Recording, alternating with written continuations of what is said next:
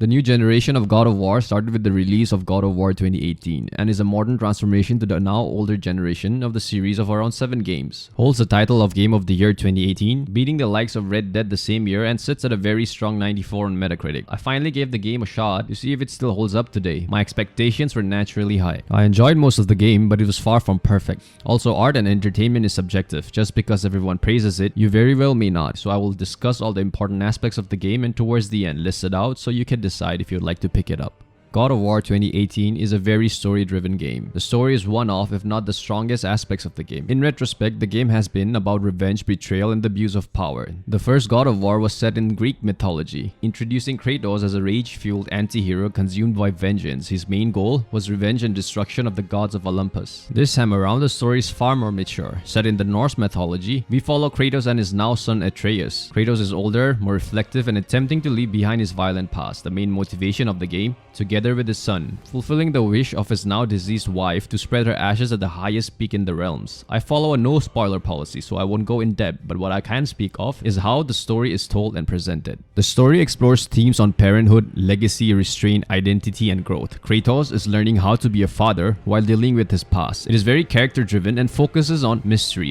behind the identities of Kratos' wife, son, and the world of the Nordic gods. It is clear a lot of passion is put into this. The story is told through a single unbroken camera shot, adding to the emotional and immersive experience, further emphasizing the importance of the story and the efforts put into presenting it. Now, me personally, I liked it. I did not relate to it, but what I did love is the mystery of the journey and the theme itself. The Nordic world is something new to me, and the way the game depicts it is quite interesting. The voice acting is one of the best I've experienced in any game. Objectively, I think the story is great, but subjectively, well, you can be the judge for that. Now let's move to the part where the game is not downright a movie. The gameplay loop of God of War 2018, again, is primarily story-driven, and the main story itself is linear. You progress through the story, solve puzzles, fight some bad guys, loot along the way, upgrade your tools, unlock new areas, and repeat. That is the loop. Now, I have conflicting opinions on this. First, the story itself is linear, but the game has a lot of backtracking. You progress and find yourself an obstacle for which you must now travel backwards to find a solution. Then, travel ahead again to continue with your objective. This is done multiple times. We do get fast travels to ease these towards the end of the game, but I still found it annoying. Second, the sheer amount of puzzles, they are notorious. In the beginning, they were quite interesting, and these are kept fresh by innovating and iterating on them as you progress through the story. But they exist at every single point of the game, including the side activities, and it really hampers the overall experience. For the main story, it is admittedly quite bearable, but if you start indulging in the side content, it is as notorious as it can get. Lastly, similar to puzzles, the loot lying around in every nook and cranny. After entering every room, I do an analysis of every pixel in search of hidden loot scattered around. The puzzles combined with the loot, you pretty much keep in mind every corner and every angle of the level. Speaking of angle, I mentioned earlier the game's perspective is a single unbroken camera shot. This design is also applicable to the combat. The camera angle is too close to Kratos, hindering the ability to see the surrounding environment and making some combat situations more challenging. You are, however, given indicators to warn you of incoming attacks to compensate for this, both visual and audio, suggesting the devs also identified this problem. Speaking of combat, let's look at it next. The combat in this game is hack and slash action. You have 3 options: your fist, the axe, and the iconic blades for your offensive capabilities, followed by dodging, blocking, and parrying for the defensive ones. You are not alone. Your son Atreus joins you in combat but serves as a supporting companion with his arrows to stun and damage enemies. Enemies also have stun bars. Once full, we can execute a finisher, triggering animations including but not limited to brutal executions or launching them at others, acting as a crowd control. These are pretty brutal, but the animations are quite limited. The axe and blade each come with up to 2 runes or abilities you choose, while your armor comes with 1. So in total, you have up to 5 active abilities. As an RPG, you have customization options in the form of your armor, weapons, abilities, and skills, all of which is upgradable. Upgrades are tied to both collectibles and EXP. Overall, the customization is much closer to linear than complex. I would still say there's a decent amount of depth here which keeps the progression interesting, but the impact, I did not feel much of it. It feels more cosmetic. Throughout the game, there was really not much reason to use the system other than to help you scale with the enemy. The numbers go up, but the experience does not evolve. The combat does feel smooth as it grows with you and also has some decent depth to it. This is very clear when you start to fight the Valkyries, which are one of the side content. But for most of the game, comes across as a generic hack and slash experience. Enemies here act like damage sponges instead of offering meaningful challenge. Now don't get me wrong, there's a ton of variety in the way you can approach an encounter. You can mix up attacks, chain combos, swap between skills mid-fight. There is a toolkit and I genuinely appreciate that, but the game doesn't ask ask you to use most of it. It's the enemies which further limit the potential the game offers. There are only a handful of designs here and there. Even worse, most of them are reskins, including the bosses, both for the main story and the side content as well. Now, this is not a critique. I actually like this approach. This means the combat can be as demanding as the player wants it to be. The game does not force you to master it. The side content is where the experience started to become conflicting to me. They are completely optional, but I had the urge to try them out to experience the beautiful world. And I'm happy I did, because this is also where I found all the flaws in the gameplay loop, more specifically in the level design. Unexpectedly, the game has a semi-open world and is of a pretty respectable size, and expectedly,